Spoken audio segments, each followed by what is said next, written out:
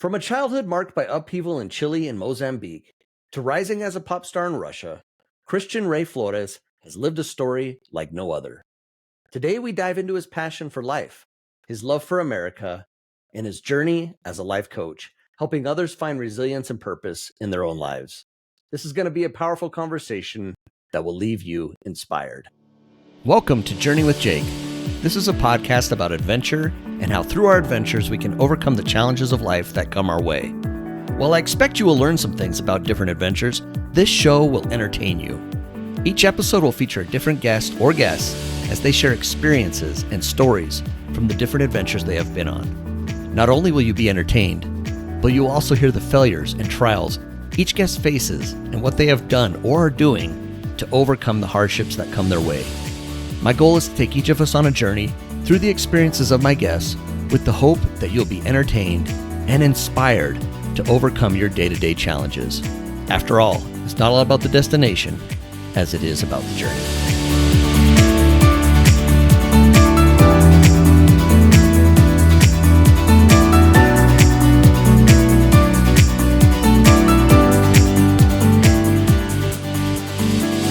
Welcome back to Journey with Jake. I'm your host, Jake Bushman. Before we dive in, just a quick reminder, make sure you're following me on Instagram at Journey with Jake Podcast, subscribe on YouTube, and hit that subscribe button wherever you listen so you never miss an episode.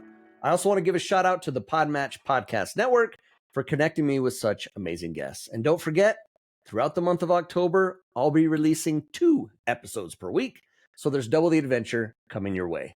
Today's guest, Christian Ray Flores, has lived a truly remarkable journey, growing up across Chile, Mozambique, and Russia, rising to fame as a pop star, and ultimately discovering his calling as a life coach here in America.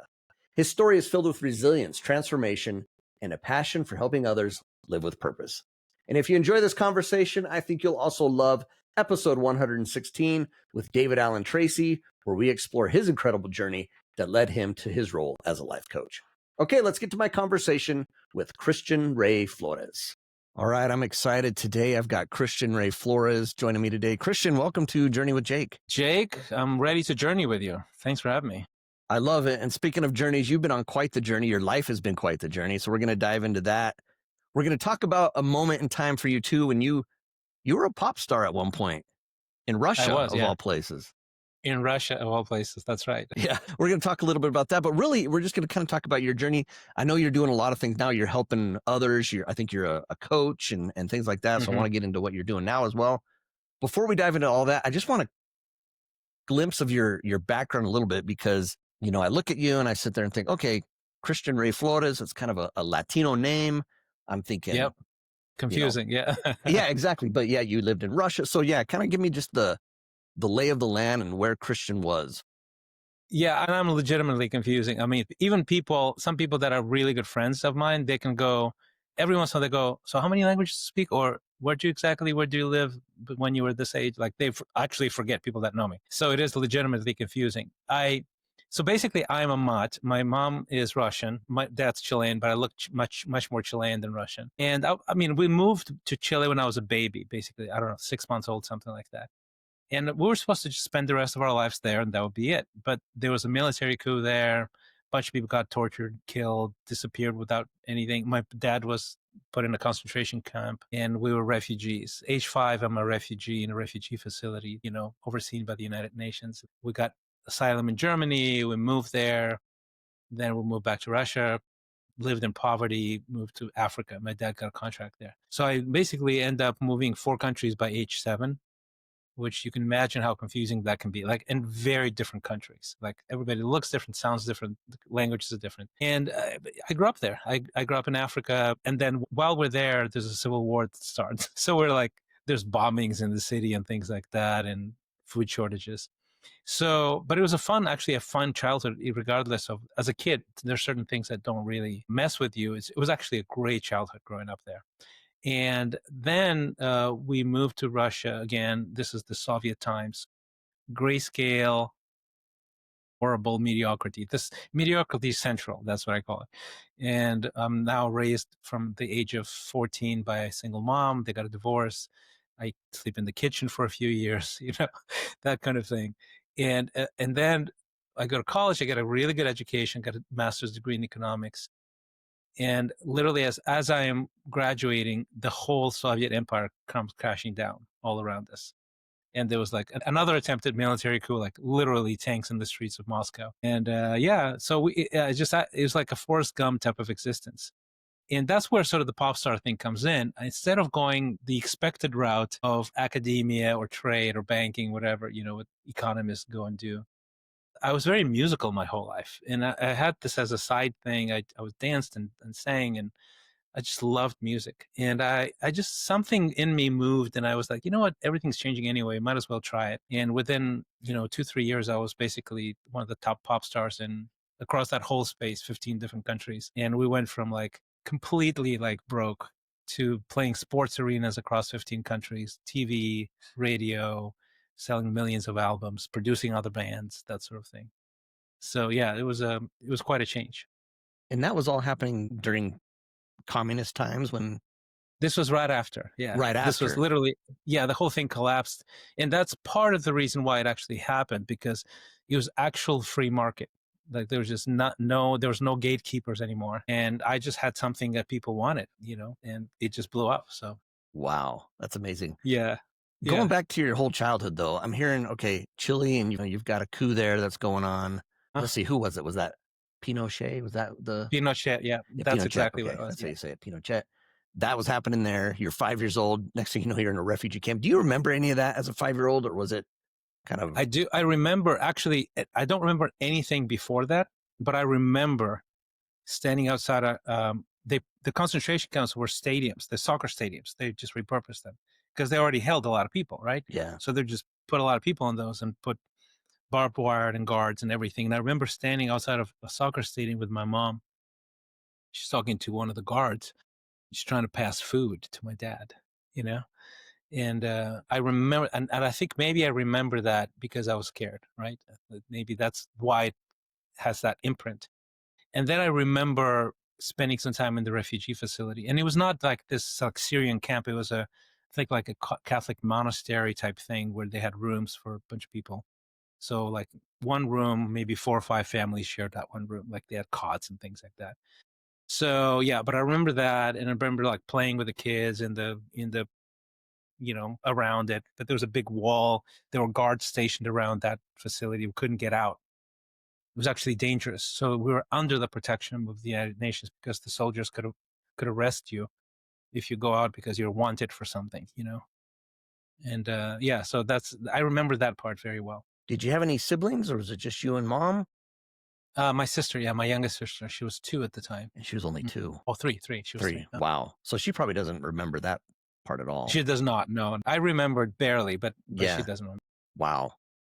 And then, of course, then you said you were in Russia, you're in Africa, and then Africa, you had another incident where the government had some issues.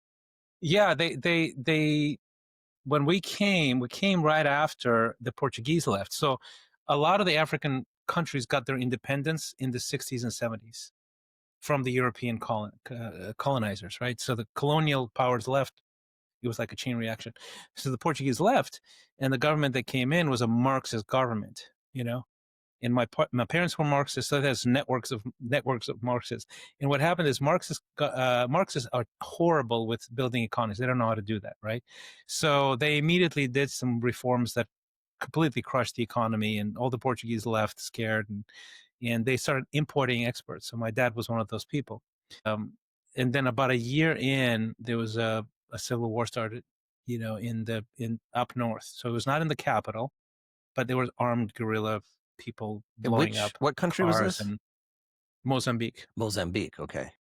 Yeah. So I was growing up in that sort of environment where, every once in a while there would be a bombing in a restaurant, or they did literally bombed offices across the street from my house because they belonged to the ANC, which is the African National Congress, which is Nelson Mandela's party. So Nelson Mandela was still in jail at the time, and his party was illegal in South Africa, and they were trying to, and Mozambique gave it shelter, sort of gave it refuge to his party.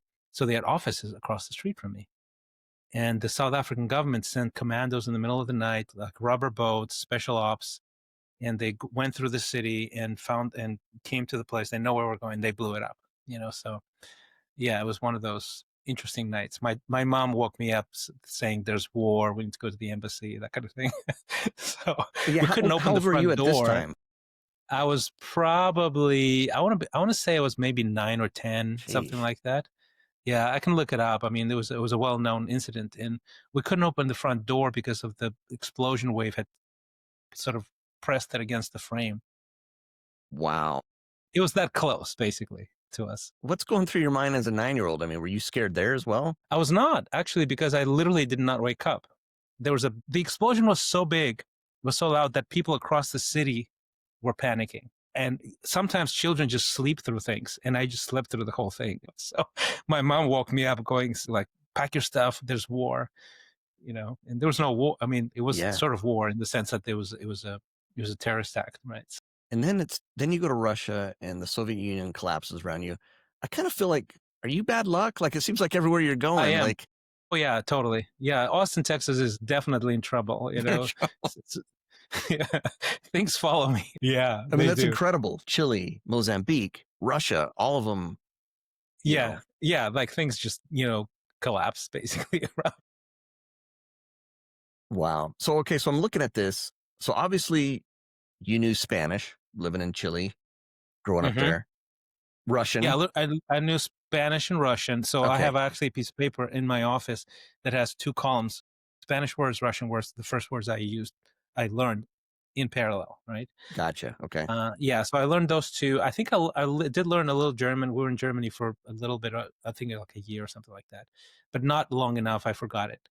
And then we arrive in Mozambique, and it's Portuguese there. So I was like so confused, and my dad says that I was silent for like a year. I was super quiet. I was very mousy, kind of. He's like, just talk, son. I'm like, I don't know, man. I don't know the language. I'm confused.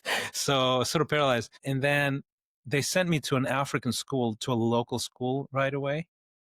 And it was all Portuguese, all Africans. I'm a Latino. There's probably like two or three brown people there. That's it, right? Everybody else is black. So they just threw me in the deep end of the pool. And then of course I have friends outside I played with. So I picked up Portuguese like quickly. And then after that, this was enough for my parents. They wanted to confuse me even more. And they sent me to an international school, which is sort of where the expat kids went. And it was all English. So then I had to learn English. So I learned 4 languages by 9, basically. wow, Yeah. that's incredible. Yeah, yeah, yeah. It was super confusing in the moment and frustrating to me, but it was definitely a huge gift, because it's better to learn a language in full immersion when you're young, because you can't 100%. unlearn it.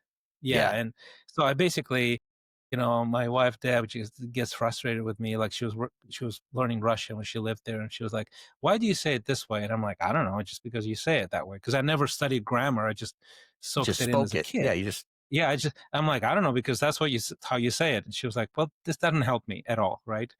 I hate you right now. So like, so I cheated my way to speaking 4 different languages. It's a huge blessing, obviously, but I didn't work very hard for it, I must say. I love it though. But you were given a gift of that at least. You're going through some hard Totally. things. I mean, Yeah, obviously with totally. collapsing Yeah. governments and everything else, but Yeah. at least you got that out of it. All right, so let's talk about this time in Russia then. And you loved music. You said you enjoyed music, so you kind of became a pop star. Next thing you know, you're performing at big arenas and everything else. Just kind of tell me a little bit about that time and what was going on at that time. Well, I was sort of this, I was an outsider everywhere. So I felt like an outsider, and I gravitated towards things that were sort of countercultural, right? So I started breakdancing when I was around high school, actually.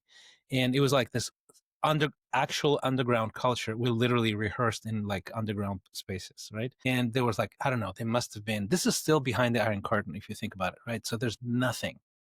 There's like a wilderness of cultural nuance and layers. So these breakdancing people were like complete countercultural or underground people, right? And I was like, yeah, this is it, man. And we would like go break dance at like a pedestrian area, and people give you tips, that kind of thing. So we did that as well, and I just loved it, and I became really good at it. Yeah, just because I just loved it. and I liked music, and I sang.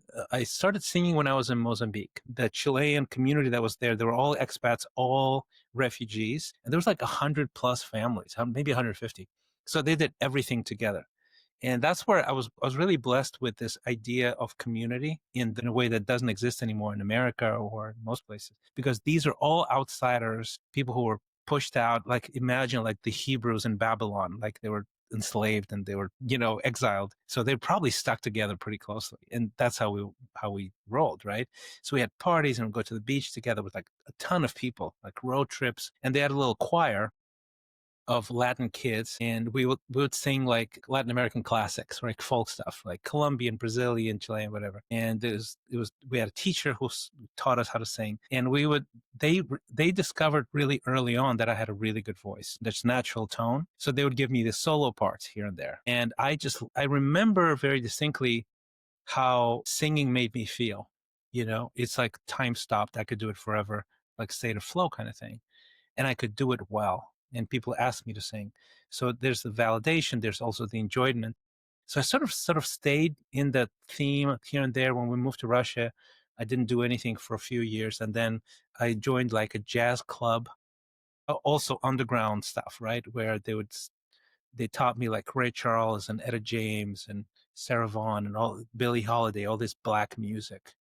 And I just fell in love with everything black, essentially black music wise. So it's soul, R&B. That was my jam. R&B was my jam. And so I developed the aesthetical and vocal sort of capability to do music that way. And at the time, there's none of that in Russia, right? But this was all just me following almost like an intuition. This is cool stuff. I love this thing.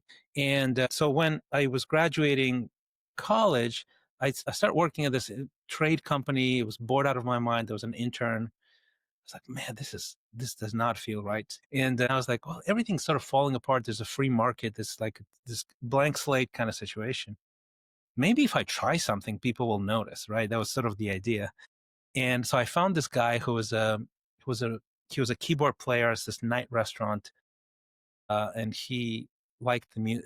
So he was introduced by Michel. I was like, look, I'm looking for someone to arrange music for me, but I want to do something different. So we moved into this apartment, and I had a car, like a horrible, horrible Soviet car, like horrible. And so he bought food, and I gave him rides to his restaurant job.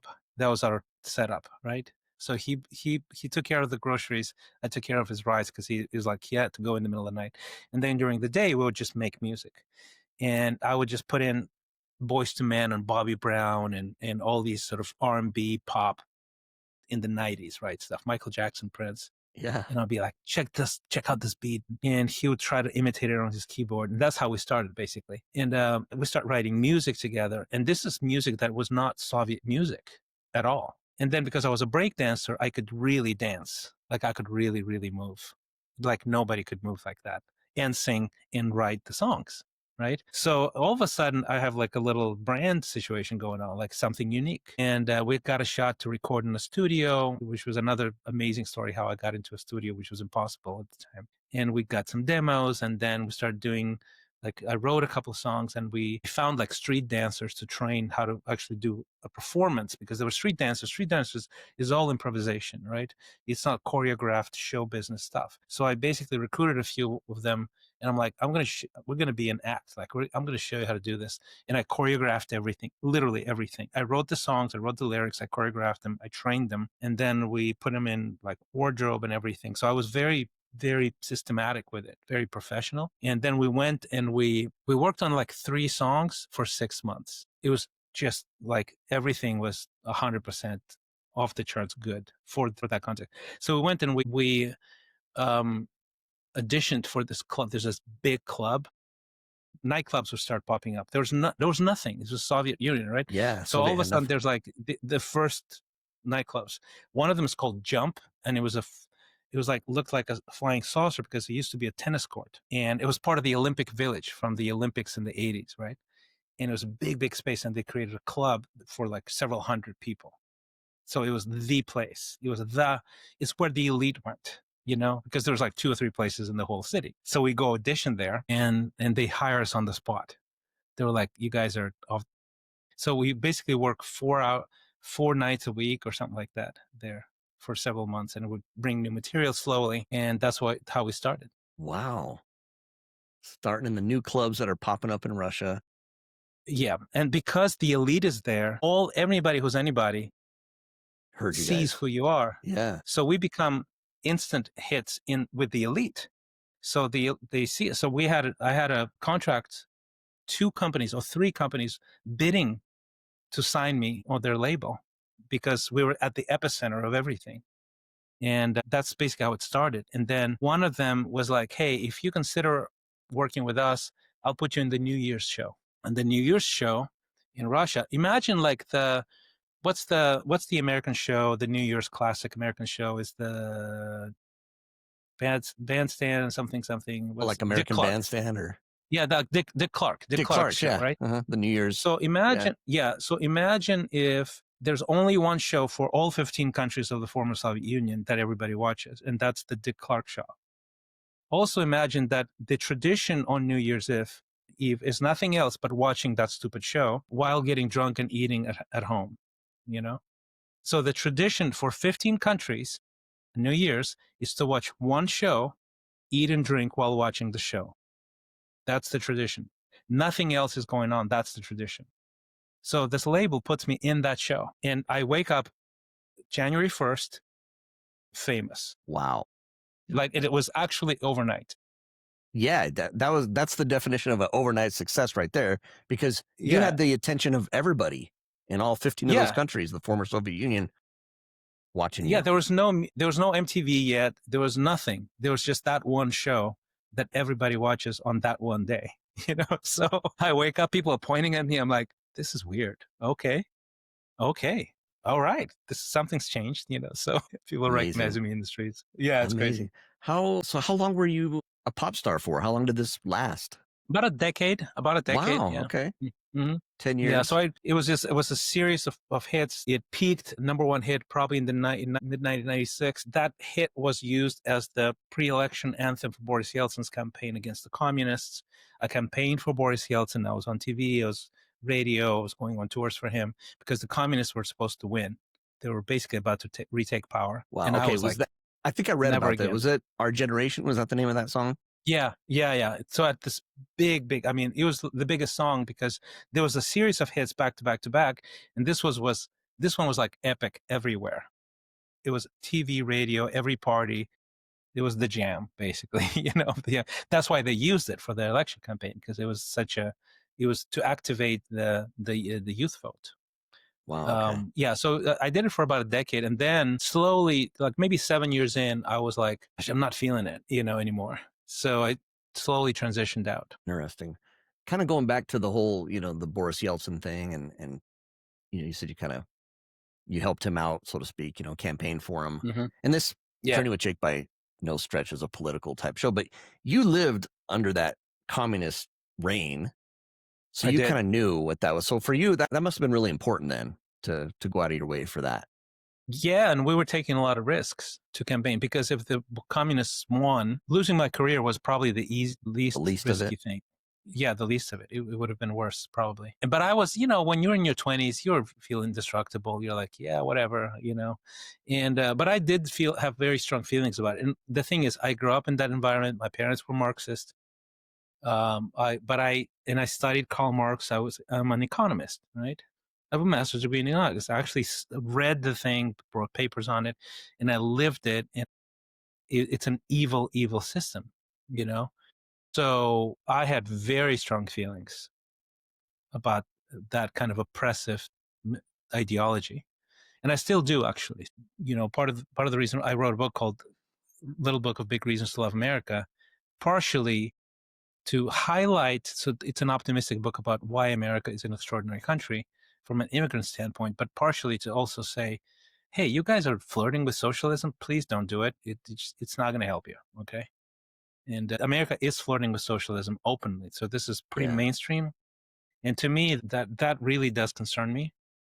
So I'm a non-political person completely until the topic is The concern is evil or good. Like when something is evil, I will actually speak up. So, which is what I did during the Boris Yeltsin years. I basically became fairly vocal and picked a side, right?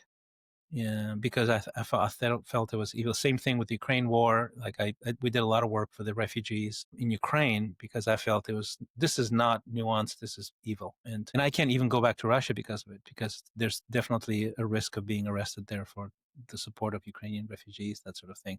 But it was sort of a pattern with me. Like when I see something black and white, I'm gonna take a stand, basically.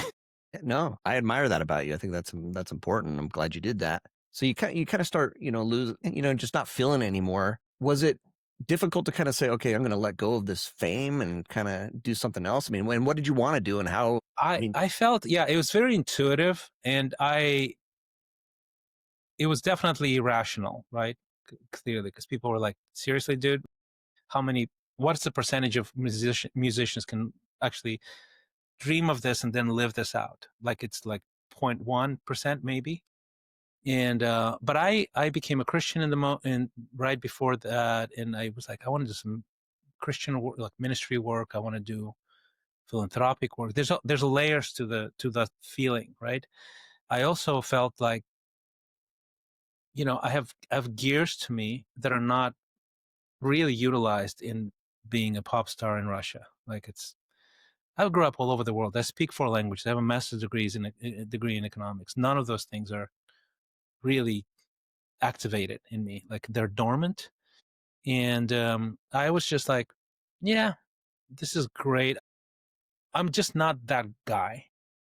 I'm not that guy who spends, maybe a decade doing hits and then another 3 decades playing the hits that he wrote, when you were in 20, 25 to 30 or 35. I'm just not that guy. And I have massive respect for people who that's the only thing they want to do. I have tons of friends who are sort of my peers in that space who are still playing big venues, huge venues. They're still very popular, and I love them, and we're friends. But it was just not for me. I felt limited by that sort of potential, that trajectory. It just wasn't for me. I wanted to explore other things. how did you end up getting to America? I had no intention, although I loved America from afar many, many years. I married an American. And even when I married an American, she moved to me, not me to her. So we spent, our kids were born there and everything. And my wife, Deb, she's from Wisconsin. She was in LA when we met. And she literally sold everything and moved to Moscow, learned the language and everything. So we were not really intending. But then a few years in, 2 kids in, her health was the climate was really not jamming with her health. She has some autoimmune issues. And I looked at her, and we had this one, she was sick like a dog, man. It was just all the time. We went to Spain. We had some friends who had a villa in Spain, and they said, hey, why don't you come and hang out with the villa for a month and a half or something like that. And we're like, that sounds great. And we had a 1-year-old at the time. So we went and we spent time in a warm place, and her health improved dramatically, instantly. And I was like, oh, okay. So I basically was like, look, I can't really imagine you barely sort of surviving in a climate that's not good for you. We need to just go. And that's what we did. Okay, so your wife was a big reason why but I think Yeah. it's amazing though that she was like, yeah, I'm going to go with you. So were you in Yeah. your pop star mode when you met her then in LA? I mean, was that kind of how you met Oh, her? yeah. Yeah. Yeah, I still was. Okay. All right. But it was great for me because one of the big things that it was very hard to do when everybody knows who you are is you don't know if somebody who wants to date you dates you for the persona or the person, right? So it was just very confusing, and it's just genuinely painful, actually, because you just don't know, and there's so much at stake if you're trying to actually find a wife, and that's what I wanted. And she happened to be American, so she didn't care. Like she didn't have that emotional connection to the pop star piece. On top of that, another benefit is that she actually used to work for MTV, VH1. She works with way bigger stars than I was. She would hang out with Eric Clapton for 4 days, like So that for kind of her, it thing. was nothing. So Just for it's her, just it's Christian. like, I'm just a provincial little singer from out there somewhere, right? So to me, that was fantastic because I knew she was interested in me, not the persona, right? And it was very attractive, that part. And then, of course, she's an incredible person. So we've been married now for 26 years. Amazing. Congratulations. Yeah. 26 years. I'm 26 years married as well, so that's awesome. Very Yeah, cool. yeah. And is it daughters? You have daughters? What do you have? I have 3 daughters. Deanna's 30, Violetta is 23, and Isabella is 21. Congratulations. Very nice. Thank Family you. of daughters. You gotta love it. That's great. I had 3 sons and then I finally had a daughter, so I kind of went the opposite way as well. I wasn't sure I was ever You gonna get broke that the girl. pattern. Yeah, I broke the pattern. Yeah. Exactly. Well, that's amazing. Yeah, That's my great. wife tells me that some men need a team, some men need a fan club, and I need a fan club. That's what you need. So your life, you the whole pop star thing, but you've switched into, you said you want to get involved in a little bit of, with your Christian faith and Yeah. some philanthropy and things like that. I read somewhere that, you said that, yeah, you love Jesus and that you still keep the Sabbath. I do. Yeah. Well, that's actually a rediscovered thing. Like 15 years ago, I discovered the Sabbath. No one ever told me that the Sabbath is a thing that could be active now, right? And I was like, oh my gosh, this is crazy, and like changed my life really. So we do practice the Sabbath, not in a very, not in sort of this very traditional way where you can't like turn on a light or something like that. But we do take a full day of rest, and it's incredible. Yeah. What has that done for you? If people think it's like to rest from a weary sort of week, so to say. I find it to be an energizer for the week that's coming. So you're filling your tanks with creativity and joy and gratitude and just this vitality, and then you sort of explode into the next week. And that's sort of how it feels to me. And also it's a very humbling practice, because what you're doing is you're basically saying with all of yourself, not just intellectually, but physically, by ceasing production, so to say. Mm-hmm. You're saying, I'm not actually in control, and God is in control. He's the provider and the source of all things. So I'm going to actually celebrate that for a day. And it's crazy what that does to you from the inside out, right? You go, I'm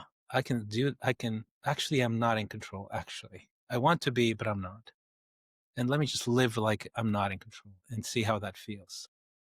And it's very liberating. That's how I feel about it.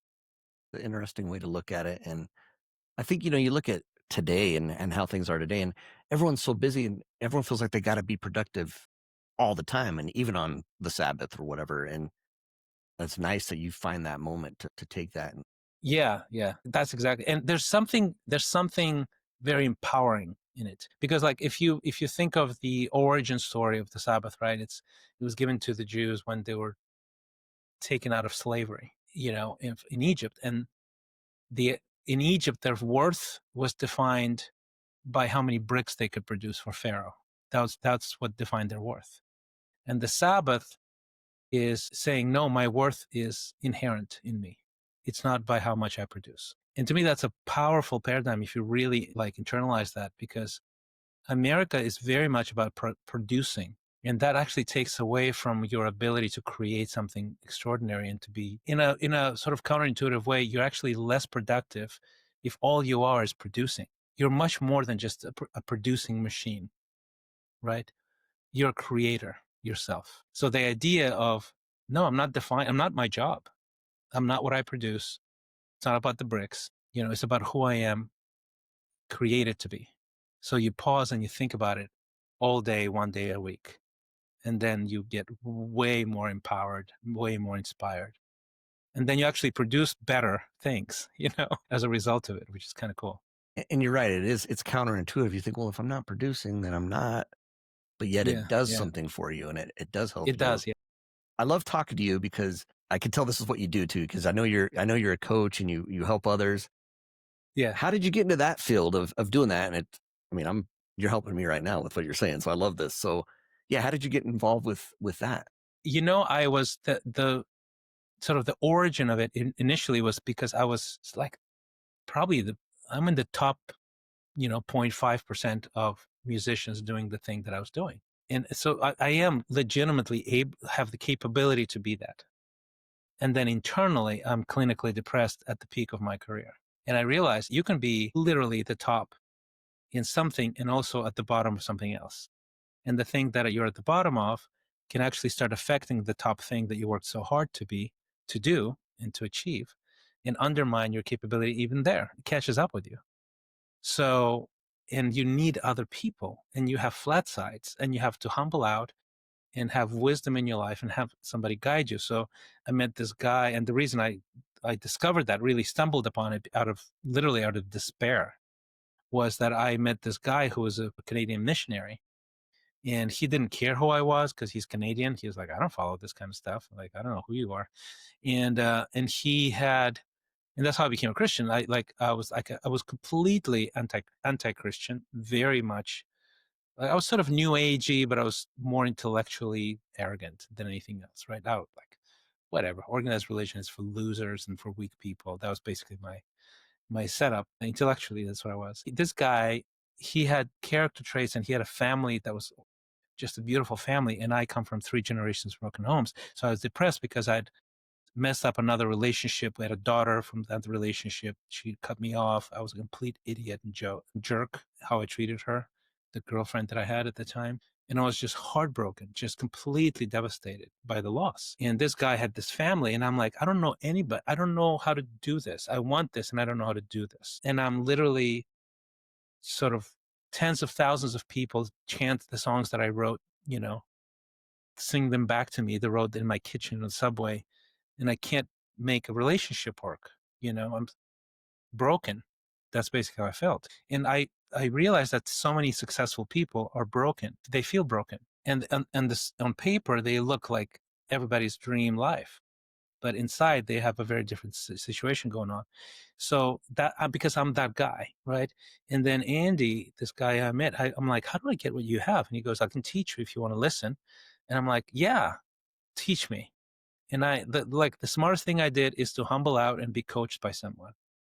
And this guy fixed me. Like, there's not a better way to say it. And I'm like, so I could do all the things that I was so good at so much better because I was much more balanced. All these weak spots and blind spots were gone, and I come from 3 generations of broken homes. I've been married for 26 years. So happy. I have a great marriage. And it all started because I was coached by someone, and I was humble enough to listen, and he was generous enough to offer me guidance, right? So that's why I coach now, is that I was like, what is that? This one person can change the direction of your life. And even if you're good at something, you're really bad at other things, So maybe that can be fixed. So, and I started doing it for other people completely informally, right? I just happened to be in that mode. I was so grateful. So I started mentoring other people. And because I was in those circles, I was like, mentoring some high level people like Olympic athletes and artists and fashion designers and entrepreneurs. And this was the 90s in Russia. So that included mafia members, actually, because it was normal to be a mafia associated with mafia at the time. So I would basically talk to mafia people and say, hey, you need to stop doing this thing. And they would get super upset at me, and I would still, and they would stop, actually. Not all of them, but some of them. And they would be like, all right, I'm out. I'm like, oh my gosh, this is crazy, right? So still some of my best friends were people who were like actual criminals and mafia, the Russian mafia people. Wow, that's amazing. It is, yeah. So then I thought, when I moved to the US, I was like, this was a long time ago, 21 years ago, I moved to the US, and I thought this would stop, maybe because I was just a known person there, this would stop the mentoring, the coaching thing. And it didn't. In the US, I sort of attracted these high achievers because they could feel that I know them from the inside out, and I could help them. And I did it also informally for a number of years. And then eventually I was like, I mean, this is clearly a pattern. Okay. Like maybe this is something I could do in this season of life, So I'm like, all right, how do I do this exactly? Because I did it very intuitively, right? Mm-hmm. I'm like, okay, what is it? What are the steps, right? So I started organizing these things into a program and then to something more structured that I can deliver and walk people step 1, step 2, step 3.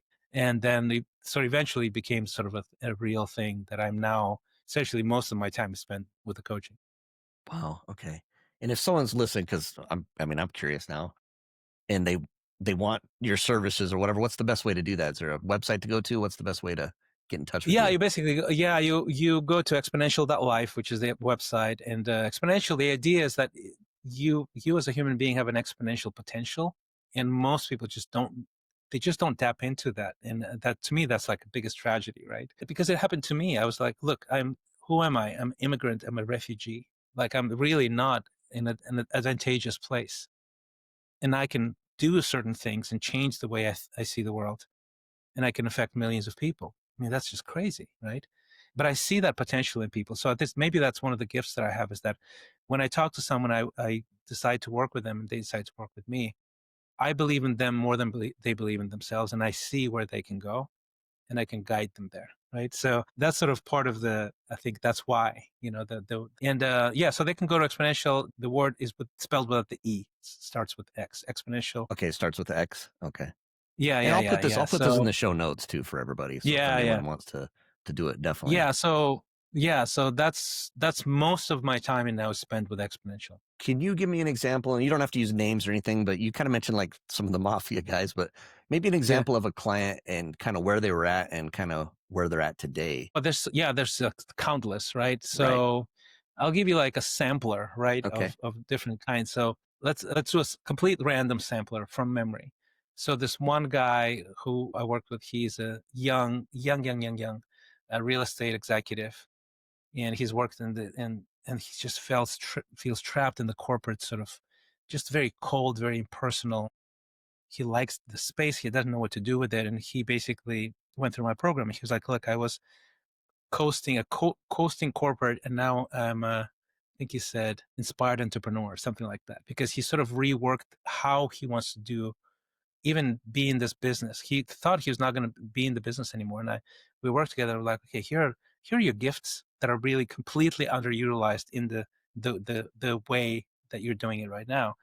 This is how you can change that, and you will go through the roof. So it's sort of this idea of you're undervalued, and you sort of know, like, there's more to me than what's happening here, like I know there's more, but I don't know what to do with that. How do I? And basically the idea is that you can really, first of all, find your edge, then know what to do with that edge in the space that you're in and become well known, right? So it could be about high performance, it could be about personal brand, but that's one example. High performance example, this gentleman who is managing, he's a finance guy, he manages billions and billions. And so we get to know each other through some mutual friends, and he has all kinds of stuff that is just internal stuff. Incredible. He's a spiritual man, a family man, astronomically successful. But there's some emotional stuff going on that really undermines the high performance. The high performance he goes down a lot, So, and we've been working together for now almost a decade, and so we have a rhythm. That's like a high performance mode where I'm the one who he calls when things feel like the sky's falling. And I know everything about him, right? His kids, his story, his origin story, his childhood story, his trauma, his success, everything. So that's our operating mode, is this really more high performance, not personal brand mode. Gotcha. But I can, and he's like, anywhere I am, anywhere he is, he'll probably text me 3-4 times a week. Hey, here's what I'm doing. Here's what I'm feeling. What do you think? That kind of thing. So that's like another example, but that's like elder statesman level type of person, right? So there's and everything in between, right? It could be an athlete. It could be, I have this incredible guy who was a banker, VP of a bank, and the guy's just the full package, like, and he discovers that he's doing, the other day I had this conversation with him, and I go, he's in the sort of personal brand and high performance hybrid sort of, that's the goal. He's entering a new job, VP of a bank, and I'm like, okay, how much are you making? How much do you want to make?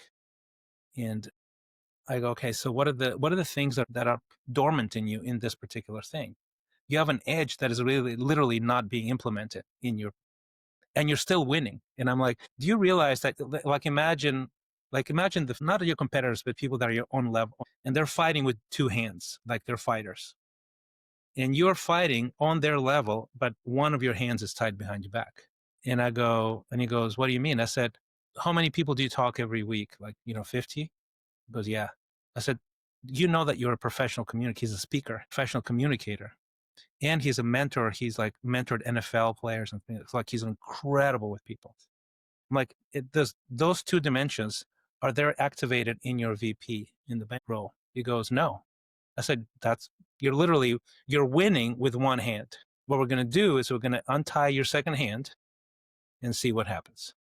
And I'll tell you how to do that. So those are the conversations I have like every week, right? Yeah.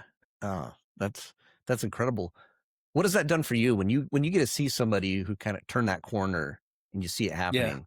What does that do for you? It's how I said when I was a kid I would sing and like everything stopped. That's how it feels. It feels like, gosh, this is awesome. Like magic. That's how it feels. Love it. This has been amazing. Thanks for sharing this. I kind of want to end on you mentioned it earlier. You mentioned your book, Little Book of Big Reasons to Love America. Yeah. So yeah, tell me, why did that come about? What was the point of that? Well, I'm a huge fan of America, right? So I like if you like the backstory, right? If you think about it, I'm in Mozambique. It's like one of the poorest countries in the world. We have no television. Like there's no television. It's a Marxist state. There's food rations, right? It's a beautiful place. So as a child, I'm having fun. And then my dad gets a TV set and gets an antenna that gets like South African television. They will broadcast American shows. So I'm in this place of nothing. And through my little TV set, I see this world where people go on cruises and there's high rises and they wear clothes and I'm like, cruise? I don't know anybody who's ever been on to a cruise. I've never been in you know what I'm saying? Like, it's like a different universe. So that was sort of the first impression. Then over time, I start learning through reading. I'm very, very curious. I'm a voracious reader about biographies and lives and sort of the spirit of America, that ethos, that culture, that drive for success, for winning, for creativity, for freedom. And I live in a place that is completely unfree. And there's no upward mobility. When I was in the Soviet Union, there's entrepreneurship. It's actually illegal. And we're still entrepreneurs. We're like going to Germany, crossing over to West Germany, getting computers, selling it in the black market. That's how we make our money. Because we defy the limitations as a family. We're like, we're not going to be those cogs. We're not going to be slaves. We're going to risk it and we're going to be entrepreneurs. And still we were poor, but by local, we were like pretty well off, local measure, because everybody's poor. And so those are sort of the things that trickle in, right, eventually. And then, I used to like doodle in my class. I was so bored in Soviet classes because everything so rigid and you wear uniforms, and so doodle like logos of Adidas, and like I like the logo for Kiss, the band, with the double S with the lightning. And then, and so I would just do that. So I had this drive for that kind of thing. Like they represented something for me, possibility, right? Creativity, excellence. And, but I knew when I was drawing these things in my notebook that I would probably never see Michael Jackson, who was my idol, live. Like I would never be at a Kiss concert, or never, like I wouldn't probably wear Adidas. Maybe I could get Adidas in the black market. That was probably the best thing I could imagine, right? That kind of thing, right? So fast forward a few years, and my point is, the reason I tell you this is sort of the backstory of why I have a love for the American spirit that creates an ecosystem where people think possibility. Because I started thinking possibility because of that. Because I would see shows, I would read books, I would listen to music in a place that has no possibility, and then you fast forward a few years later, and I have an endorsement deal with Adidas. There's a poster of Adidas in every store in that whole space. I have an endorsement deal with Head & Shoulders. There's commercials running in a variety of different languages across 15 countries. Endorsement deal with, what was it? There's another one. I hang out, I do a show, and Chaka Khan is playing, and I'm playing on the same stage, and then we're hanging out together. Like, in which universe, right? We do this big charity show. We started doing philanthropy, and Michael Jackson came to my event. He comes to my event because of the thing that I built. Amazing. Like I moved to the States and I started a company in LA, a production company doing music and music videos.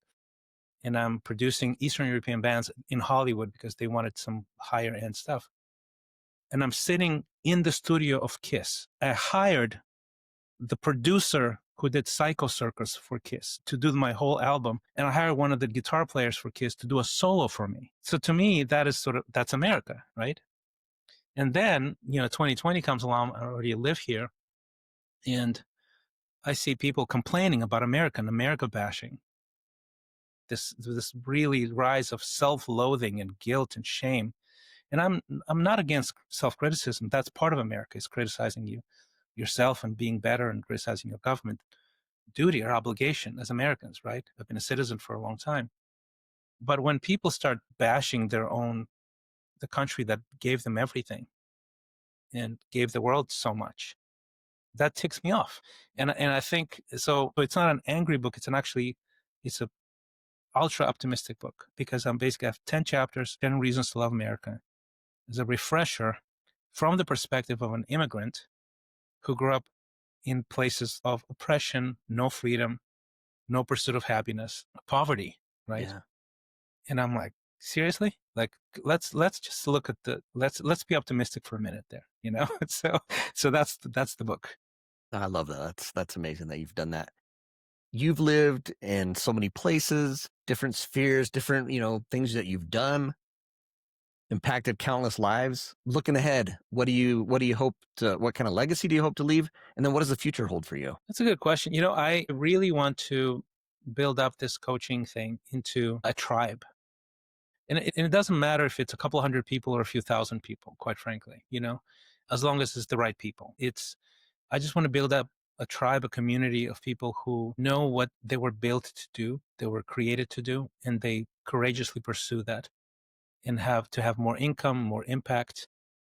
And these are free people. These are people who want to live in alignment with what they were created to be, and that's one piece I think that's really important for me. And I feel like that's going to have sort of this ripple effect, this domino effect, because the people that I help, they help many, many other people. And then those people help other people. The other thing is really remembering the poor. So philanthropy is pretty much on my heart still. So I have this academy in Mozambique that I started also. As an American, I'm like, I have an idea, I have no money, and I'm going to find every piece. The people, the model, the offer, and it's all of a sudden it's there now for several years, right? So, and it's functioning. So I want to build sort of these sustained efforts to serve the poor. My focal point, because there's poor people everywhere and needy people everywhere. But in Mozambique, I know the backstory, and I know that that particular set of people, there's an economic ladder that you can climb, and I believe everybody should climb an economic ladder. But there are places and people where the people there can't even reach the bottom rung. So those are the people that I want to focus on. I don't want to give them fish. I want to teach them how to fish, but I want to teach them how to fish. How do you get to the bottom rung so they can climb? So I have these kids who have no computers in their school, and they're taught computer literacy and some skills. They have no access to anyone who is successful. They don't know anyone, not one person. And they're mentored by like middle-class Mozambicans who are professionals. So they can see themselves in them. They have no language, English language skills, and they're being taught language. So all these three things, I believe, will get them to the bottom rung when they can actually climb. So maybe by the age that they're maybe 15, 16, they actually have some marketable skills. You can either go to college or just start a career without college, but they will get themselves out of poverty. And that's sort of the idea. So my goal, one of the legacy things, is that I just want to be able to do that with 4 more people, get more partners, people who want to do it with me, finance, organize, that kind of thing. That's basically it. Those are the things that I feel like I can very easily do this for another 20 years. Be very happy doing it. I love it. This has been fascinating, learning your journey and who you are. I go into these conversations sometimes and I'm not sure where it's going to go. And I'd like to do my little research on who the person is I'm going to be talking to. I mean, you're so much more than I even thought you were. So I appreciate you sharing who you are. I want to end our session today with a question I ask everybody. Journey with Jake, it's adventure, but it's also your journey. We really dove into your journey and who you are. But for you, Christian, what does adventure mean to you? That's a great question. I think my sort of perspective is all of us know there's a deep knowledge in all of us of what we're supposed to do. And I think the ultimate adventure is actually accepting that, hearing that voice, and going and doing it. That's the adventure. That's the thing that scares us, because what if we fail? Right? And to me, that's like the greatest tragedy, is when the voice is there, you hear it, and you just shut it down and you ignore it for a year, a decade, 2 decades. And to me, you know exactly what you're supposed to be doing, or at least in broad strokes. Just go do it. Have that adventure. Go do it. Beautifully said. Thank you so much, Christian. Thank you for coming on Journey with Jake. It's been great to be on the journey with you, Jake. A huge thank you to Christian Ray Flores for joining me today and sharing his incredible journey. If you'd like to learn more about Christian's coaching programs or grab a copy of his book, be sure to visit his website, exponential.life, and that's with an X. I've also included a link in the show notes for you. And to all of you listening, I just want to say how much I appreciate you. Thank you for tuning in week after week. If you've been enjoying Journey with Jake, I'd love it if you could leave a rating and review and share the show with a friend who might need a little inspiration. That's how this community continues to grow. Be sure to join me next time when my guest will be Chalky White.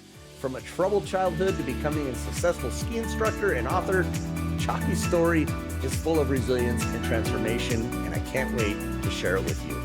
Until then, keep chasing your own adventures, and remember, it's not always about the destination as it is about the journey. Take care, everybody.